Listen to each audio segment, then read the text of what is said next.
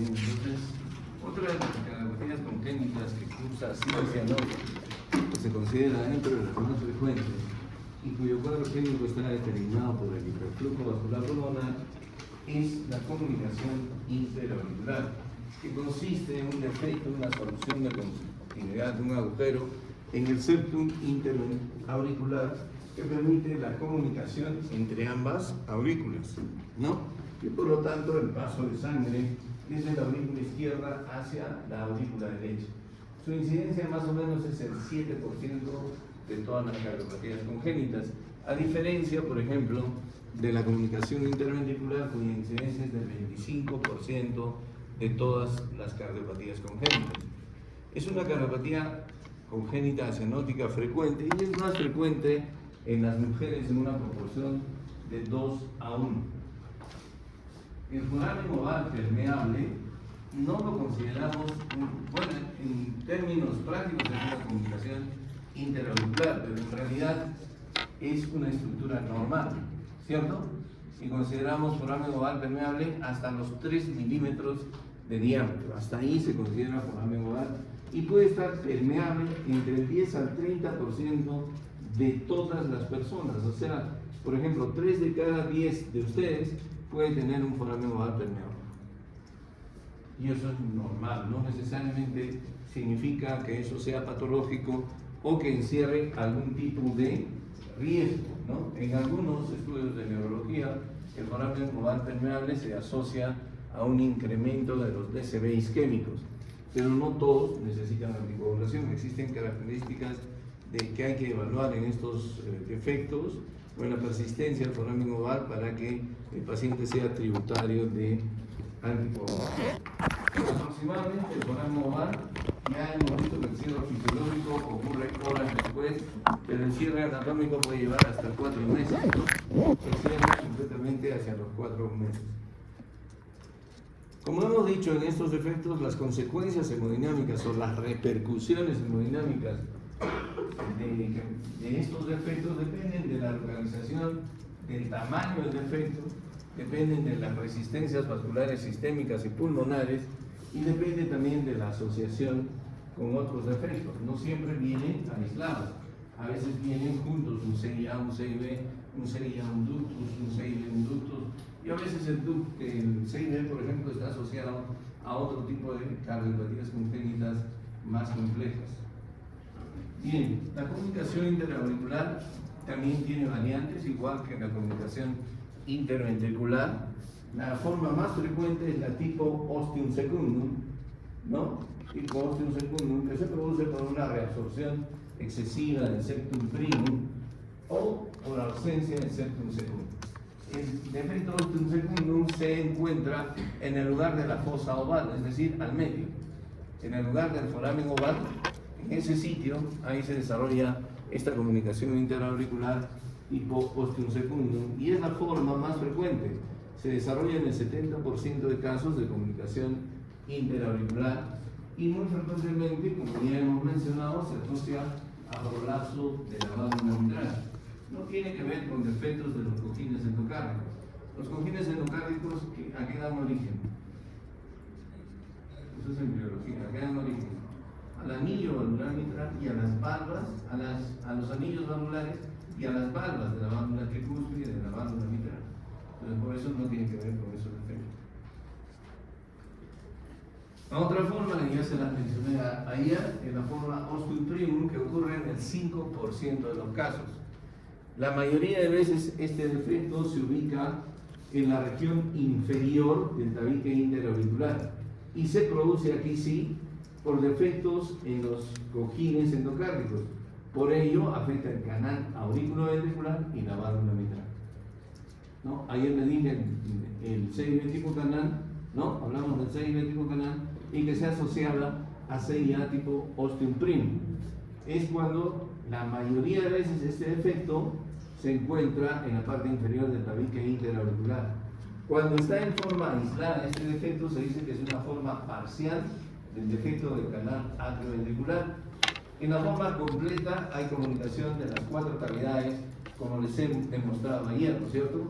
Cuando hay comunicación de las 4 cavidades resulta que esto no es asianótico, sino que más bien es cianótico. Y como ya les mencioné, muy frecuentemente el defecto del canal se asocia a síndrome de Down. Cuando está en forma aislada, se puede asociar a una hendidura en la válvula anterior de la válvula mitral que condiciona insuficiencia mitral. Estas hendiduras, huecos, agujeros, se conocen técnicamente como CLEFT. C-L-E-F-T. A veces el defecto de este tipo, no a veces, siempre se asocia a defectos de los perfiles endocardios. La otra es la comunicación interauricular tipo seno venoso. Seno venoso, ¿no? Que ocurre en el 10% de los casos de comunicación interauricular. La forma más frecuente es que el defecto esté localizado cerca de la desembocadura de la vena cava superior.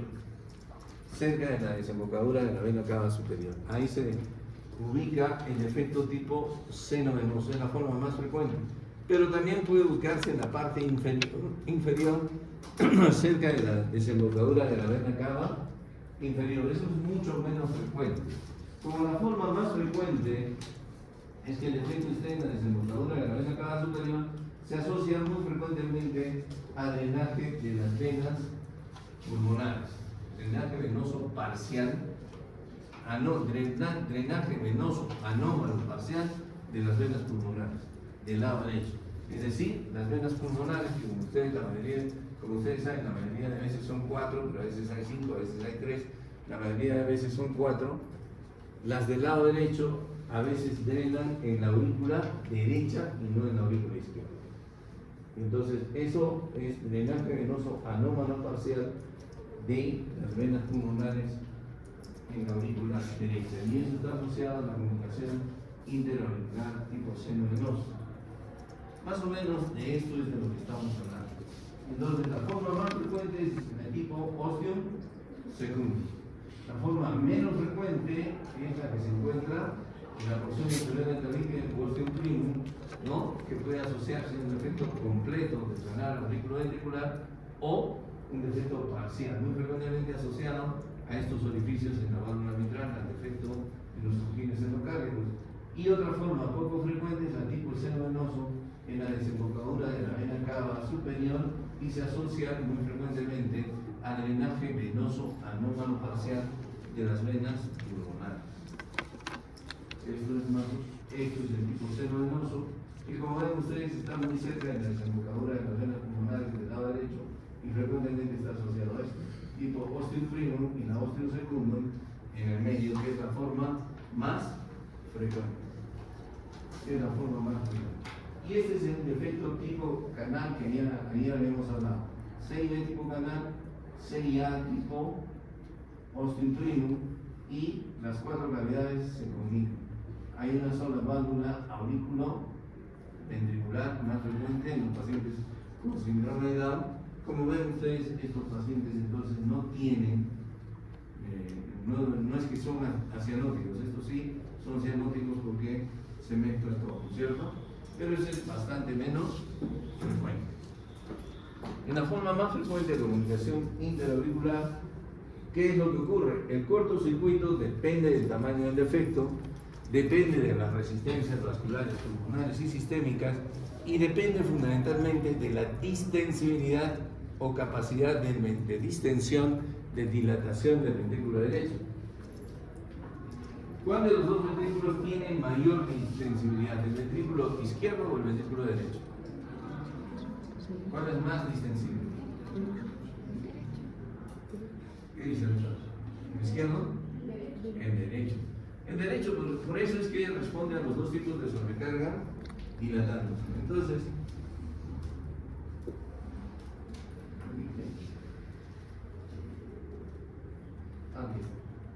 bien, esto es lo normal, ¿no es cierto? El tabique, y cuando hay un defecto en el tabique interauricular, se produce un cortocircuito de izquierda a derecha, desde la aurícula izquierda hacia la aurícula derecha y luego al ventrículo derecho. Entonces, cuando el defecto es pequeño, ¿cuándo decimos que es pequeño? Cuando tiene 8 milímetros o menos de 8 milímetros. 8 milímetros o menos decimos que es pequeño.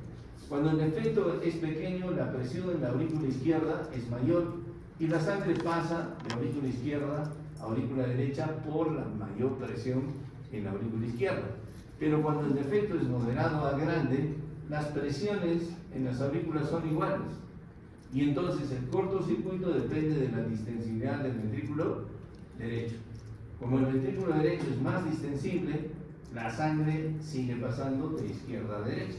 Pasa de la aurícula izquierda a la aurícula derecha, aumenta el volumen del ventrículo derecho, este expulsa mayor sangre hacia las pulmonares, condicionando otra vez hiperflujo vascular pulmonar. La sangre vuelve a regresar a la aurícula izquierda y de ahí pasa nuevamente al ventrículo derecho. A diferencia, por ejemplo, de la comunicación interventricular, que dijimos que la sobrecarga era del ventrículo izquierdo. En este caso, la sobrecarga, hay hiperflujo vascular pulmonar, pero la sobrecarga es del ventrículo derecho. Por eso es que estos pacientes con comunicación interauricular grande tienen un ventrículo derecho dilatado, incrementado.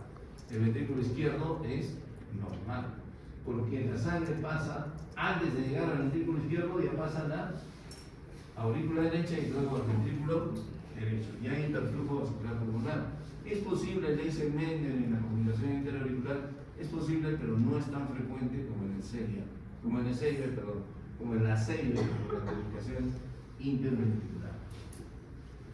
Las comunicaciones interauriculares, sobre todo las pequeñas, ¿no?, y las moderadas, suelen pasar asintomáticas en la niñez.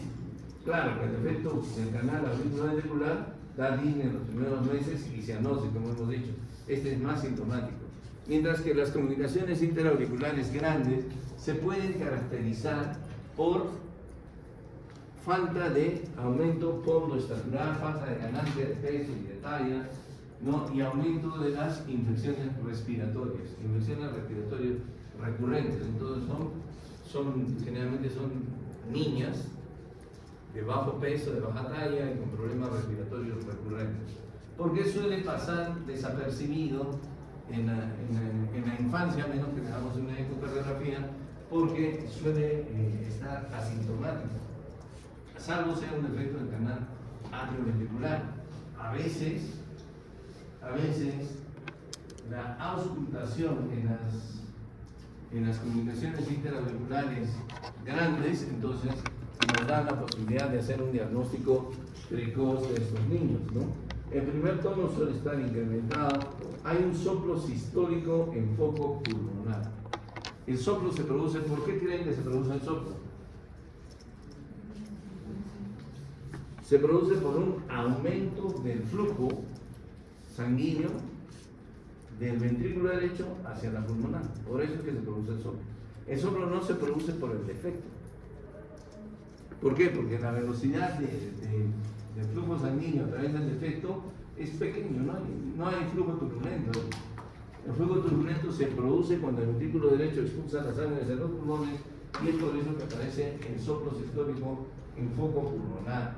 Recuerden que la comunicación interauricular más frecuente, tipo osteosecundum, produce este signo característico, que es el desdoblamiento fijo del segundo ruido, es decir, un desdoblamiento que no varía durante el ciclo respiratorio, que no varía en inspiración ni varía en expiración, ¿no? A veces, en el caso de osteoprimo, porque hemos dicho que se asocia a problemas de la válvula mitral, puede haber un soplo holosistólico a nivel mitral. Entonces, lo que encontramos más comúnmente es esto: un soplo mesosistólico pulmonar y un desdoblamiento fijo del segundo ruido. Cuando la comunicación interauricular es grande, además, se puede encontrar un rodamiento. ¿Dónde? ¿Mitral o tricuspidio? Tricuspidio, claro que sí, un rodamiento tricuspidio, también por el volumen de sangre que pasa a través de la válvula tricúspide, y entonces eso nos produce el rodamiento. El electrocardiograma nos puede mostrar hipertrofia de las cavidades derechas, o muy comúnmente nos muestra esto: un trastorno de conducción de la rama derecha, que puede ir de trastorno de conducción hasta bloqueo incompleto o completo de la rama derecha. No necesariamente la presencia del bloqueo de la rama derecha, como ven ustedes aquí, en el electrocardiograma significa que eléctricamente la rama derecha no funciona. Esto en el caso de la comunicación interauricular significa sobrecarga del ventrículo derecho. Sobrecarga del ventrículo derecho. La radiografía de tórax nos va a mostrar un pedículo vascular normal. Un pedículo vascular normal puede mostrarnos una arteria pulmonar prominente, pero fundamentalmente hay cardiomegalia a la línea de cavidades derecha.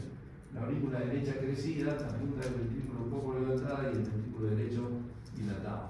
Además de aumento del flujo vascular pulmonar. Además de que hay aumento del flujo vascular pulmonar. Una imagen muy parecida a la de la estenosis mitral, ¿no es cierto? Muy parecida a la estenosis mitral, en la que también hay crecimiento del ventrículo derecho, pero en ese caso por sobrecarga de presión, por hipertensión pulmonar. La ecocardiografía pues, es la diagnóstica, es el examen gold estándar para hacer diagnóstico del tipo de comunicación interauricular que está afectando a nuestro paciente. La mayoría de veces nos vamos a topar con este tipo de comunicación interauricular. Esta es una comunicación interauricular tipo ostium secundum, grande, donde ustedes pueden ver el paso de la sangre de la aurícula izquierda hacia la aurícula derecha y observen el tamaño del ventrículo derecho respecto del ventrículo izquierdo. Entonces, por eso les digo que la sobrecarga fundamentalmente en la comunicación interauricular es de cavidades derechas y es en diástole, a diferencia del cortocircuito de la comunicación interauricular que es en sístole. Aquí el cortocircuito ocurre en diástole. El pronóstico es bueno, es bueno, sobre todo si el defecto es pequeño, es decir, si tiene 8 milímetros o menos, antes de los 2 años, hacia los 18 meses, se cierran espontáneamente hasta en un 87%. O sea, podemos esperar hasta 1 año y medio en un niño que tiene una comunicación interauricular de 8 milímetros o menos, podemos esperar hasta 1 año y medio antes de que se trate, porque cerca del 90% se cierran en forma espontáneamente. Si no se cierran a los 18 meses, así tenga 8 milímetros, o si es más grande de 8 milímetros, no se van a cerrar. Difícilmente se cierran. Y entonces esos van a necesitar tratamiento, ¿no es cierto? Pueden ser asintomáticos dependiendo del grado hasta los 30 a 40 años. Si dejamos un CIA grande, como lo hemos visto en la ecocardiografía, a su libre evolución, es muy probable que en la tercera década de la vida, así como ustedes, el paciente comience a presentar arritmias, especialmente fibrilación auricular, ¿no? La mayoría decide cierre, ahora no necesariamente es quirúrgico, ¿no? Para evitar el síndrome de Eisenmenger. Este síndrome de Eisenmenger es más frecuente en los pacientes que tienen defecto tipo canal atrioventricular, y la mortalidad al año cuando desarrollan Eisenmenger es del 50%. ¿Qué significa Eisenmenger? Ya les he dicho ayer, ¿no es cierto? Eisenmenger no es sino la inversión de un cortocircuito que inicialmente fue de izquierda a derecha, se vuelve de derecha a izquierda debido a ¿qué? Al desarrollo de hipertensión pulmonar. Y la hipertensión pulmonar en el síndrome de Eisenmenger significa que la presión pulmonar es mayor que la presión sistémica.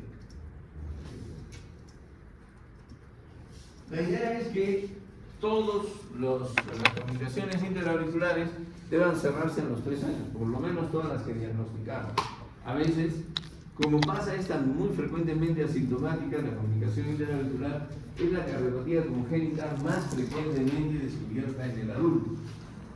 A veces descubrimos, de hecho, he mandado este año 2 mujeres, ya mujeres adultas, con comunicación interauricular, que recién se les ha descubierto.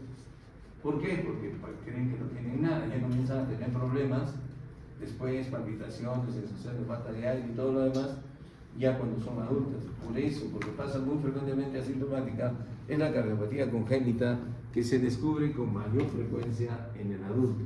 Sin embargo, si la descubrimos precozmente, lo ideal es que no vaya al jardín, no vaya al kinder. Tenemos que solucionar ese problema antes, ¿no?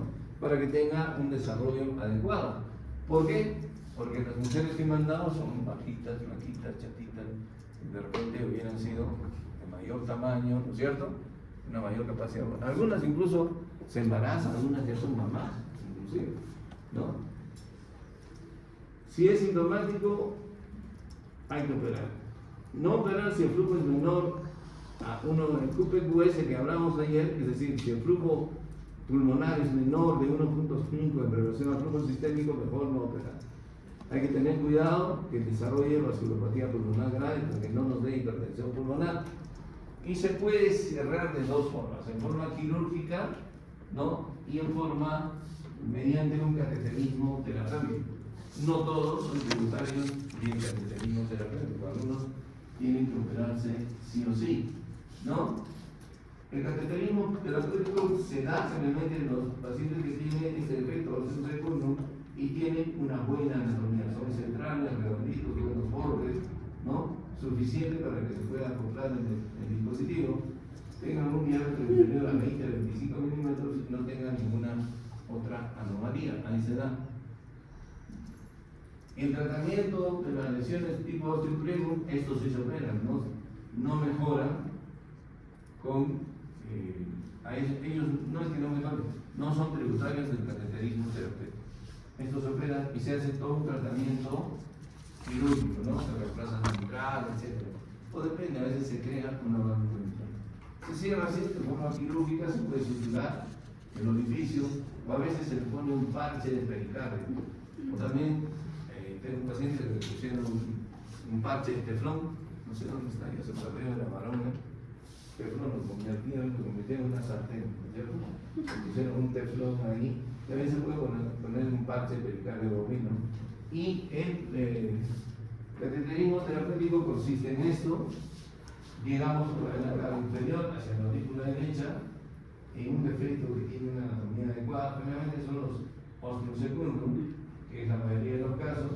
Este catéter tiene un dispositivo en la punta y se suelta, no es un doble paraguas como ustedes ven, se suelta como un paraguas ahí y en el otro lado se suelta el otro y la presión es defecta y se cierra. Eso es en el dibujito y esto es en la vida real. Este dispositivo se conoce como Amplatzer y este es en la vida real. ¿No? Aquí está el doble paraguas y el defecto completamente cerrado. Eso es lo que se hace en la mayoría de los casos, pero no todos. Si es un osteoprenum, si es un seno venoso, no es tributario de ese tratamiento. Tiene que ser operado el paciente u operada, ¿no? La paciente. Muy bien. El otro defecto congénito, la otra cardiopatía congénita en la que hay hiperflujo vascular pulmonar es la persistencia del conducto arterioso. Cuando hablamos de persistencia del conducto arterioso, más allá del periodo neonatal, ¿cuál es el periodo neonatal? 28 días, ¿no es cierto? O sea, si este defecto persiste al mes, ya decimos, hay persistencia del conducto arterioso. Lo que quiere decir que el cierre fisiológico ocurre tempranamente. Como hemos mencionado ayer, el cierre ocurre debido a ¿qué? Debido a que los receptores reaccionan, tienen dos tipos de respuesta. Estos receptores son muy sensibles, los receptores a nivel de ductus arterioso son muy sensibles a las prostaglandinas vasodilatadoras, son muy sensibles, y también son muy sensibles al oxígeno.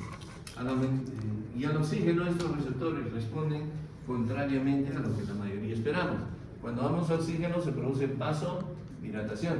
En este caso, cuando damos oxígeno se produce vasoconstricción. ¿Sí? Y como son muy sensibles a las proteínas, a las prostaglandinas vasodilatadoras, entonces hay que inhibir se inhiben la liberación de esas prostaglandinas y el ductus se cierra fisiológicamente, se produce un espasmo y el cierre anatómico puede durar entre 3 y 30 días. A los 3 días puede estar cerrado, como a los 30 días puede estar cerrado. Como sabemos, el ductus arterioso es una estructura normal de la circulación fetal, ¿no es cierto? Es una estructura normal de la circulación fetal que suele comunicar el tronco de la arteria pulmonar, con la porción descendente de la aorta, por debajo de la subclavia izquierda, y su remanente se conoce como el ligamento arterioso. La función, como ya sabemos, es llevar la sangre que expulsa el ventrículo derecho, no el ventrículo derecho, la función es llevar la sangre que expulsa el ventrículo izquierdo hacia la aorta, que expulsa, perdón, estoy bien. La función es llevar la sangre que expulsa el ventrículo derecho hacia la aorta descendente. Porque la mayor cantidad de sangre del ventrículo que expulsa el ventrículo derecho es derivada en ese sentido, ya que los pulmones no necesitan mucha sangre durante la vida fetal, están colapsados, por eso su resistencia vascular pulmonar también está incrementada. Entonces, esa es la función del ductus arterioso en la vida fetal. El cierre dura más en prematuros. ¿Por qué? Porque los prematuros tienen un trastorno en sus receptores. Los receptores, estos, resulta que en prematuros todavía son más sensibles a las proteínas vasodilatadoras, ¿no es cierto? Hay una disminución de la prostaglandina E1, ¿sí?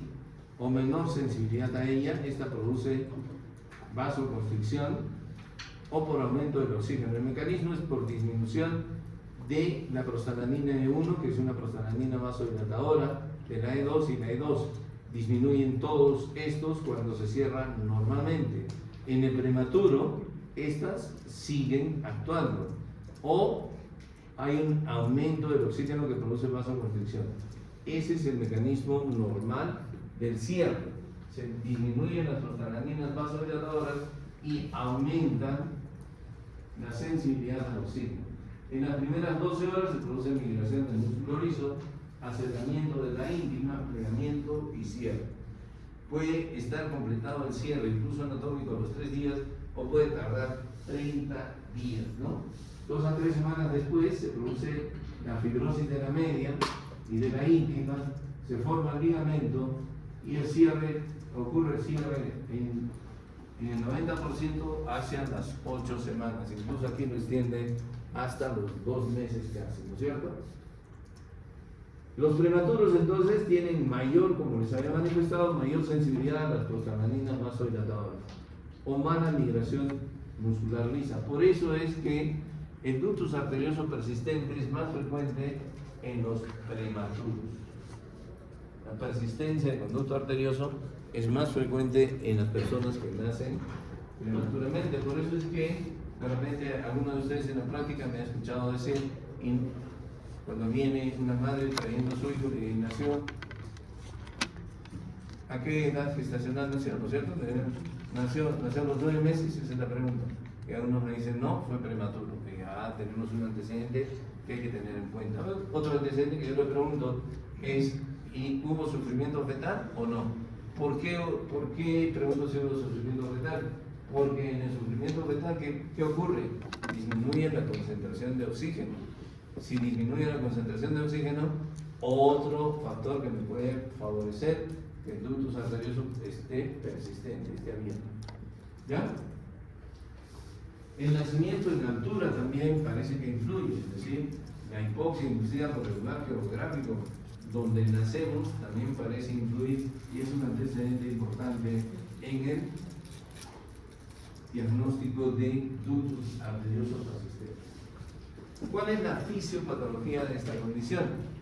¿Cuál es la fisiopatología? Otra vez hay un cortocircuito de izquierda a derecha, pero a diferencia del CIB en el que ocurre el cortocircuito en sístole, de la CIA en la que ocurre el cortocircuito en diástole, en el ductus arterioso persistente, el cortocircuito de izquierda a derecha ocurre durante todo el ciclo cardíaco y es de aorta a pulmonar. ¿Por qué?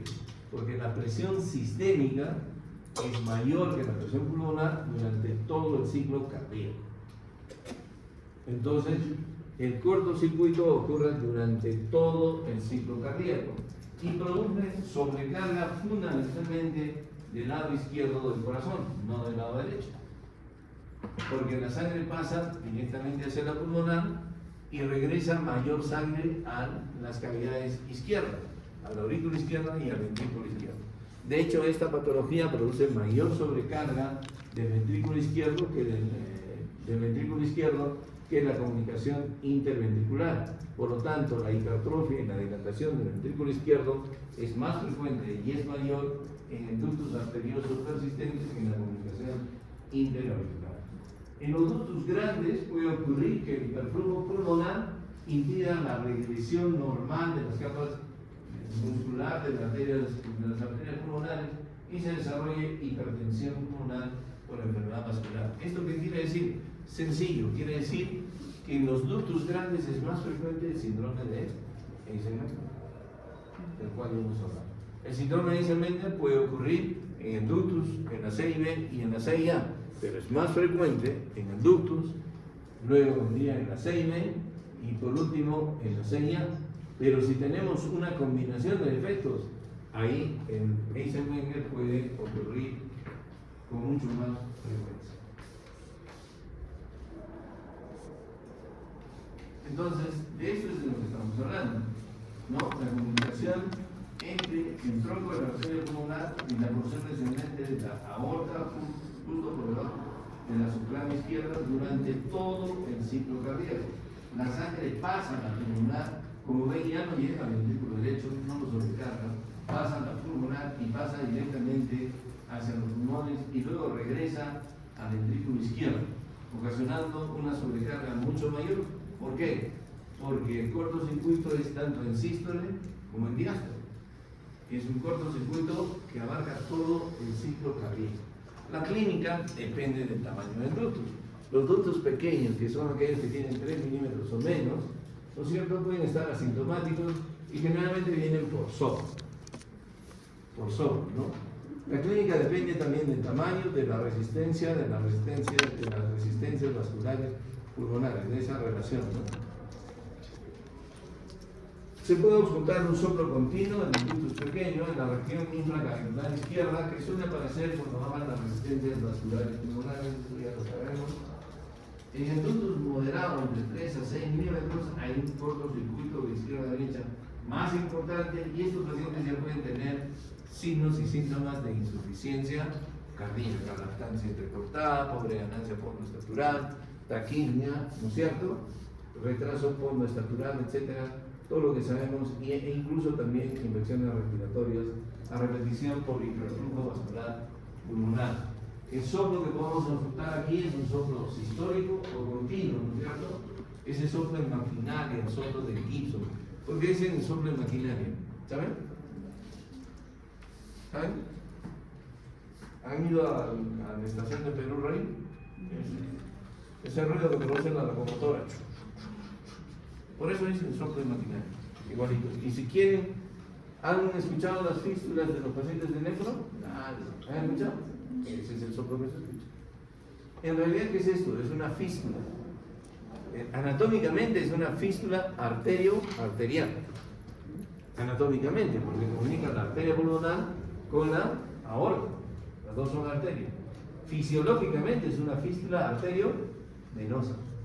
Fisiológicamente es ese mismo soplo que ustedes escuchan en las fístulas de los pacientes de diálisis, ese mismo soplo es el que se escucha aquí en la fosa infraclavicular izquierda en los pacientes con ductus arterioso persistentes, sobre todo con ductus mediano, ¿no?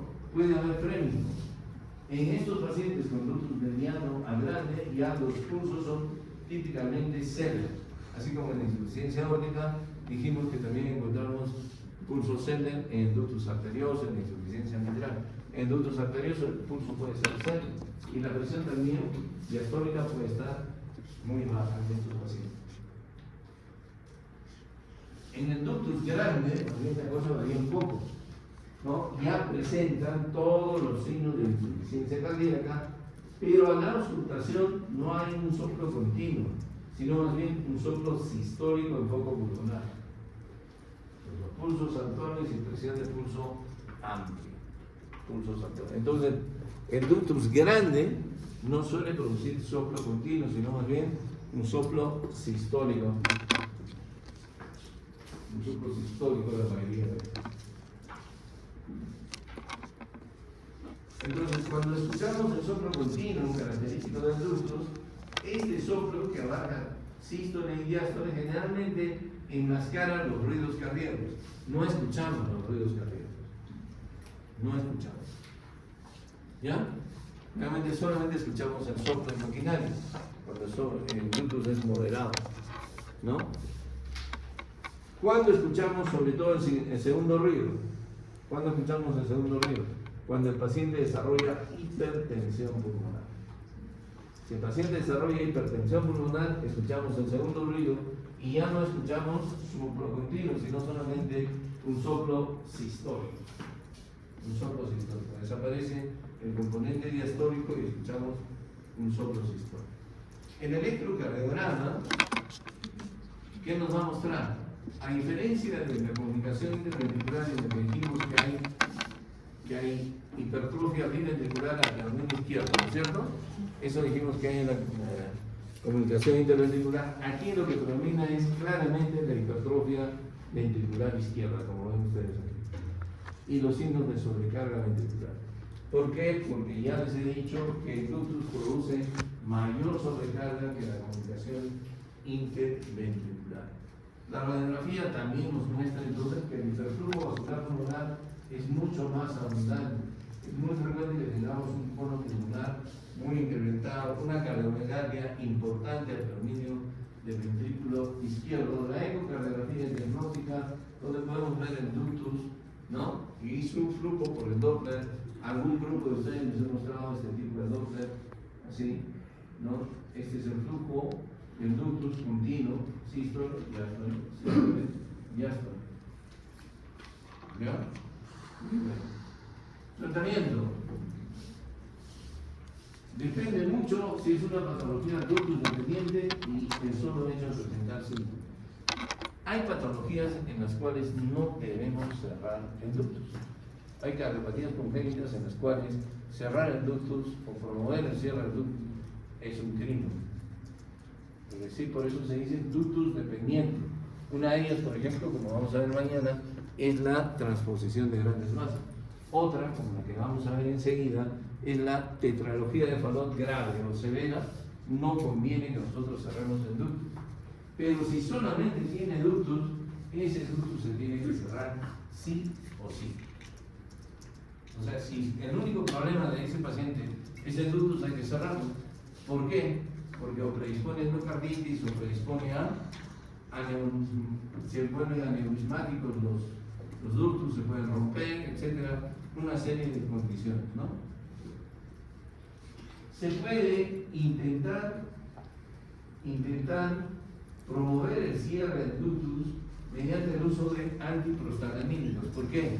Porque hemos dicho que los prematuros tienen aumento de la sensibilidad a las proteínas a las prostaglandinas vasodilatadoras, ¿no es cierto? A la prostaglandina E1, E2 y a la prostaciclina. Entonces, en prematuros especialmente, se les puede dar algún antiprostaglandínico, indometacina, ibuprofeno, y en mi hospital hasta se utiliza a veces en pacientes de aténimo, para promover el cierre del ductus. Y no utilizan ni indometacina ni ibuprofeno, utilizan paracetamol. Esto es efectivo hasta en el 50% de casos. O sea, podemos promover el cierre del ductus, ¿sí? Disminuyendo la producción de prostaglandinas mediante el uso de antiinflamatorios no esteroideos. Si no se cierra el ductus, entonces podemos cerrarlo de dos maneras, quirúrgico o intervencionista.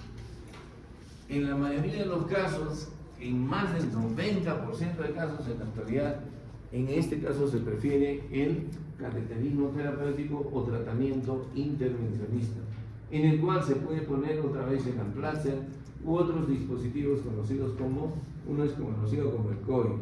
El COIL se pone en los defectos pequeños, en los ductus de 3 milímetros o más. ¿Qué es el COIL?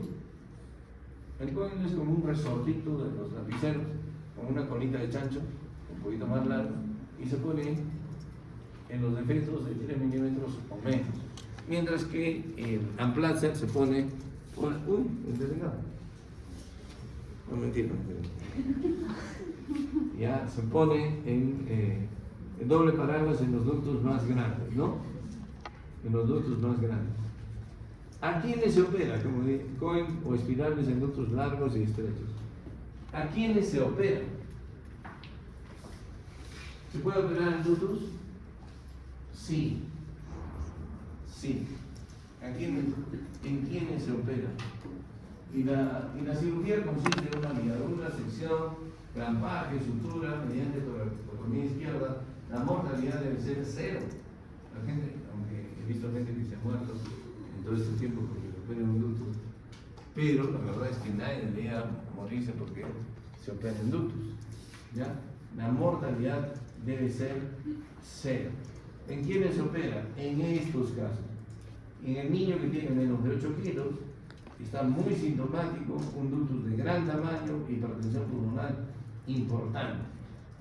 En asintomáticos se prefiere diferir 1 o 2 años. ¿Por qué?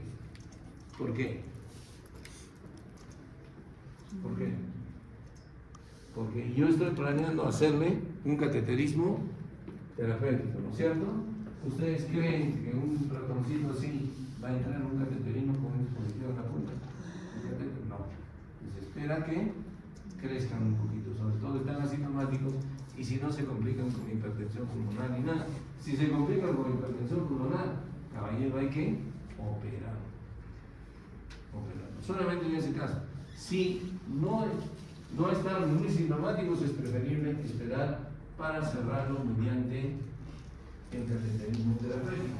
La cirugía consiste en esto: pueden tirar el ductus, pueden cortarlo y seccionarlo, o pueden clamparlo también, ¿no? O se puede poner otra vez el Amplatzer, el doble paraguas también se puede poner ahí para cerrar el ductus arterioso. Muy bien, entonces esas son las cardiopatías congénitas acianóticas y son las más frecuentes en el mundo. Hablemos de las cardiopatías congénitas cianóticas más frecuentes. Empecemos hablando de la tetralogía de Fallot. ¿No? Fallot fue el doctor que escribió esta cardiopatía congénita, ¿no es cierto? Caracterizada ¿por qué? Por la presencia de estenosis pulmonar. Estenosis pulmonar, la mayoría de veces infundibular. ¿Qué quiere decir infundibular? Está justo en el tracto de salida del ventrículo derecho, ¿no? Eso ocurre en la mayoría de los pacientes, en el 75% de casos, 50-75% de casos. Puede estar la estenosis a nivel valvular, puede ser mixta, o la estenosis puede ocurrir a nivel de la arteria pulmonar o de las ramas de la arteria pulmonar. La arteria pulmonar, en este caso, la tetralogía de Fallot, cuando la estenosis es importante, está hipoplásica, está hipodesarrollada. Es una arteria pulmonar pequeña, delgada. Cuanto más severa sea la estenosis pulmonar, mayor es la hipoplasia de la arteria pulmonar. Entonces, estenosis pulmonar infundibular, una comunicación interventricular que generalmente es grande, ¿no? Grande, es subaórtica, es decir, justamente está en la región perimembranosa, pero es grande, no hay porción membranosa casi en estos, por lo que yo he visto, y luego se produce cabalgamiento de la aorta. Ya vamos a ver en qué consiste el cabalgamiento. Dextroposición de la aorta también puede haber, es decir, que la aorta en vez de voltear a la izquierda, voltea a la derecha o puede estar transpuesta. También se describen algunos trastornos de las coronarias, pero lo que hay es esto: estenosis pulmonar infundibular, comunicación interventricular, cabalgamiento de la aorta e hipertrofia del ventrículo derecho. Eso es lo que se produce en la tetralogía de Fallot. Y en la figurita, esto es de lo que estamos hablando, ¿no? Estenosis pulmonar, esto es el infundíbulo, es decir, el tracto de salida del ventrículo derecho. Y ahí es la mayor parte de los procesos de estenosis. Puede haber estenosis de la válvula pulmonar, pero no es lo más frecuente, lo más frecuente es esto. Y como les digo, la arteria pulmonar está hipoplásica, lo mismo que sus ramas. Una gran comunicación interventricular subaórtica y cabalgamiento de la aorta. ¿A qué se refiere el cabalgamiento de la aorta? Se refiere a que la aorta y el septo interventricular no están alineados. No están alineados. Si ustedes trazan una línea de aquí hasta acá, verán que caen al medio de la aorta. Y a eso se llama cabalgamiento de la aorta. montando sobre el septum interventricular y una gran hipertrofia del ventrículo derecho. Entonces, tenemos estenosis pulmonar, comunicación interventricular, cabalgamiento de la aorta e hipertrofia. Esas son las 4 anomalías que caracterizan a la tetralogía del Fallot. ¿No? ¿De qué dependen las consecuencias hemodinámicas? ¿Cuál es la fisiopatología de esta cardiopatía congénita? Dependen del grado de obstrucción pulmonar. De manera que, por ejemplo, si el grado de obstrucción pulmonar es leve, el flujo de sangre es de izquierda a derecha a través de la comunicación interventricular, es decir, se comporta como una gran comunicación interventricular. Mientras que si hay una obstrucción importante a la salida del flujo pulmonar, habrá un flujo predominante de derecha a izquierda a través de la CM que da lugar a cianosis. Entonces, la clave es la estenosis pulmonar. Si la estenosis pulmonar no es muy importante, entonces la sangre pasa de izquierda a derecha y se comporta como un CIB. Pero si la estenosis pulmonar es importante, cuando el ventrículo derecho empuja la sangre, debido a que ahí está la estenosis, se desvía de derecha a izquierda.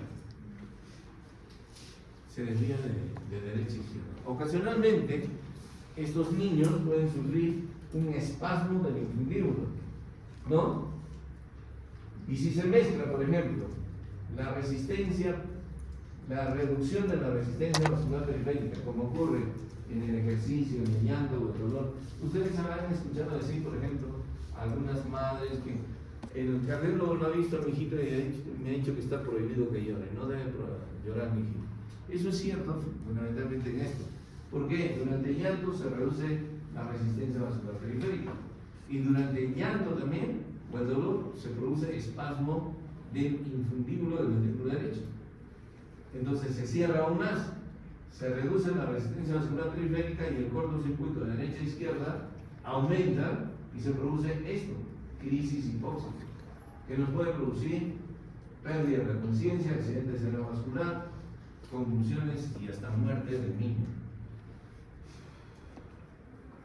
Entonces, nuevamente, desde el punto de vista fisiopatológico, todo depende de la estenosis pulmonar. A mayor estenosis pulmonar, mayor cortocircuito de derecha a izquierda. Si la estenosis pulmonar es leve o a veces no existe, se produce un cortocircuito más bien de izquierda a derecha y esto se comporta como un CIB y incluso se conoce a estos pacientes con el nombre de Fallot rosado. Fallot rosado. Entonces, cuando hay estenosis pulmonar importante y cortocircuito de derecha a izquierda, la hipoxia crónica nos produce policitemia. La policitemia favorece trombosis cerebral, trombosis pulmonar, y estos pacientes tienen déficit de hierro. ¿Por qué no van a tener déficit de hierro si tienen poliglobulia? Dirán ustedes, porque la poliglobulia es tal que las reservas de hierro no son suficientes. Tienen ferropenia, a pesar de tener policitemia debido a la desaturación, la hipoxia crónica. Y tienen alteraciones de la coagulación, tanto para sangrar como para producirse trombosis, sobre todo a nivel cerebral o a nivel pulmonar. En estos pacientes es rara la insuficiencia cardíaca, a menos que estemos frente a un Fallot rosado y se comporte como un gran CIB. Ese sí va a tener hiperflujo vascular pulmonar, etc., ¿no? Pero cuando tiene estenosis pulmonar es rara la insuficiencia cardíaca, ¿no? Y cuando tienen Fallot rosado, al año casi todos desarrollan estenosis infundibular. Por eso es que al año casi todos tienen cianosis. O sea, al inicio pueden no tener estenosis, pero en algún momento van a tener estenosis pulmonar y en algún momento, por lo tanto, van a desarrollar cianosis. Como hemos dicho, pueden tener crisis hipóxicas por espasmo del infundíbulo del ventrículo derecho y son más frecuentes hasta los 2 años. Se caracterizan, como ya dijimos, por cianosis, convulsiones, pérdida de la conciencia, accidente cerebrovascular y muerte. Pueden morir los niños cuando desarrollan estas crisis hipóxicas. Dijimos que la cianosis depende del grado de estenosis pulmonar. Obviamente protege el daño pulmonar por hiperflujo. Estos pacientes no tienen hiperflujo pulmonar. ¿Por qué? sangre no llega. ¿Por qué no llega? Porque tienen estenosis pulmonar y es más, tienen la arteria pulmonar hipoplásica y a veces sus ramas, ¿no?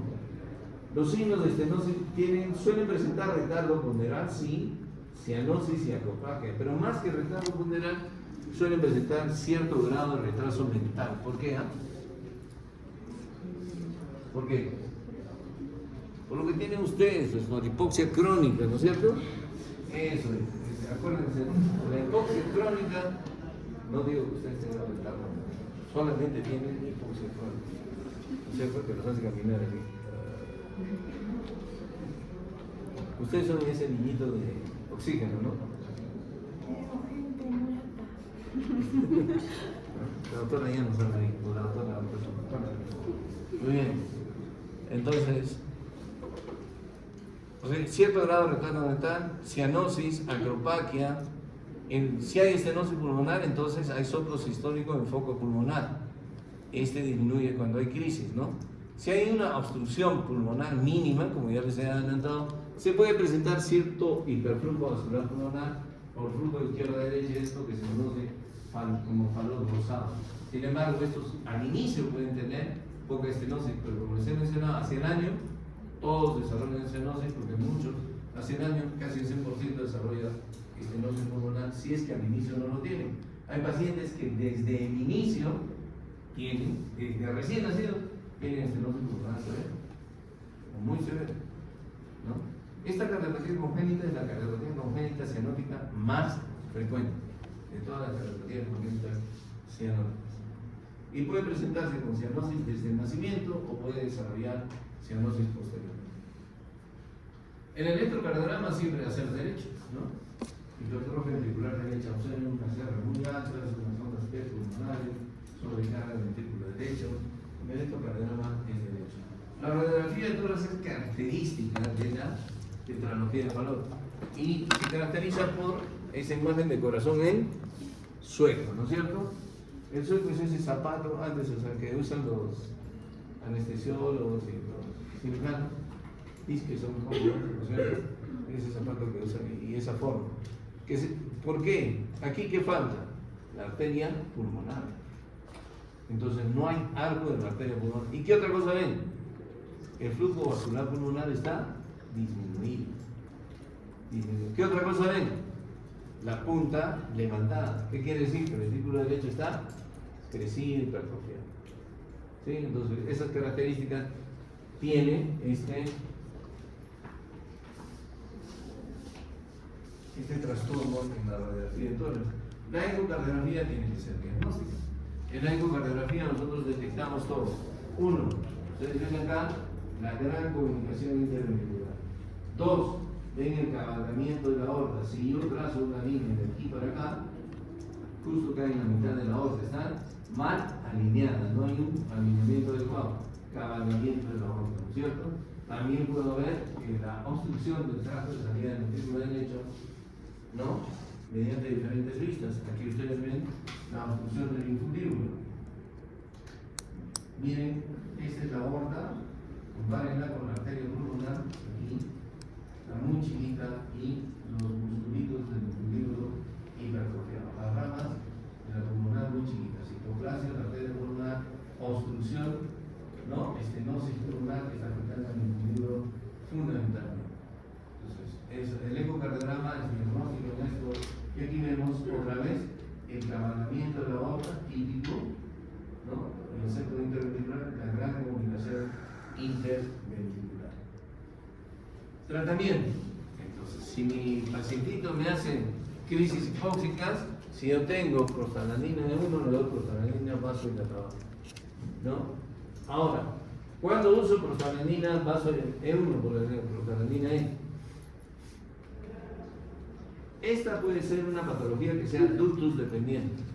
Si desde el nacimiento mi paciente tiene una estenosis pulmonar crítica severa, si desde el nacimiento tiene una estenosis pulmonar crítica severa, ¿cierto? Tiene de repente una hipoplasia pulmonar muy, muy severa, a ese niño no le va a llegar sangre a los pulmones. Y la única forma de que le llegue sangre a los pulmones va a ser a través de ductos. Esa, por ejemplo, es una patología de ductos dependientes. Y entonces ahí yo voy a tener que utilizar prostaglandina E1, ¿para qué? Para mantener el ductus abierto. Sobre todo en la estenosis, infundibilidad o pulmonar crítica de un paciente. Es lo que se dice el falot extremo, ¿no? Un falot extremo. Así como hay pacientes con falot que casi no tienen estenosis pulmonar, hay pacientes con falot que tienen estenosis pulmonar muy severa desde el nacimiento y a ellos les conviene mantener el ductus abierto. Si el paciente hace crisis hipóxica, lo ponemos en posición genupectoral, mantenemos su presión, su temperatura adecuada y evitar los estímulos. Le damos ¿qué cosa? Un vasoconstrictor. ¿Para qué? Para aumentar la resistencia vascular periférica. ¿Por qué?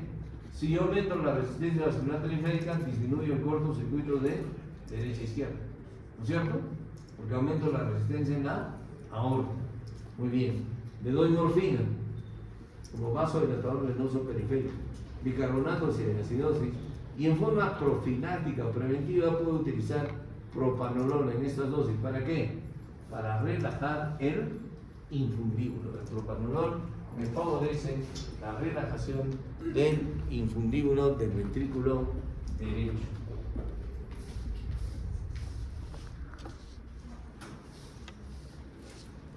Existen dos tipos de abordaje quirúrgico en estos pacientes. Uno es la cirugía paliativa, conocida como la cirugía de Blaylock-Townsend, ¿no es cierto? Ninguno de estos inventó esa cirugía, por si acaso, ¿no? Los dos son un par de sinvergüenzas. Por lo menos Blaylock lo reconoció antes de morir y Townsend se murió sin reconocerlo. Blaylock, para que sepan, era varón y era cirujano cardiovascular, y Townsend era mujer y era pediatra. ¿No? Así que las mujeres son más orgullosas de los varones, parece, ¿no es cierto? Esta cirugía la inventó el ayudante de cirugía de Blaylock. La inventó él. Y no han puesto su nombre en los libros, solamente está su retrato en la clínica Mayo. ¿Por qué? Porque es de raza negra. Nunca le dejaron ser médico. Finalmente, cuando fue viejo, la clínica Mayo le otorgó el título de doctor. Pero no le otorgó el título de doctor en medicina, sino de doctor en derecho. Porque no sé qué les pasa a los norteamericanos, ¿no es cierto? Racistas. Pero Blaylock sí lo reconoció públicamente. Gracias a que Blaylock lo reconoce públicamente, la clínica Mayo también lo reconoce públicamente. Pero Blaylock se arrepintió. ¿Por qué? Porque lo hizo caer en la pobreza. Blaylock se volvió millonario en esa cirugía. Y el negro era pobre, absolutamente pobre, el que había inventado la cirugía paliativa. Y esta cirugía paliativa se hace precisamente en los falots muy severos, falots extremos, que tienen estenosis pulmonar muy severa e hipoplasia de la arteria pulmonar muy severa. Bueno, esa ha sido la parte histórica y de Hollywood de la cirugía. Existe una película incluso acerca de eso. Vean. Entonces, ¿por qué se hace esto? Como les he dicho, resulta que el ductus tiende a cerrarse normalmente. El ductus no piensa, no es como ustedes, no piensa para nada. Dice, yo me cierro y me cierro y se cierra. Y si se cierra en un paciente que tiene un falot extremo, ¿qué va a pasar? Se muere. Entonces, ¿en qué consiste? Prácticamente esto consiste en crear otro ductus. Una derivación subclavio pulmonar. Se le pone un tubito que se llama de Gore-Tex y se conecta a la subclavia izquierda con la pulmonar. Ya está. Y eso le mantiene el flujo pulmonar, permite que viva, disminuye la desaturación y además permite que la arteria pulmonar crezca un poquito.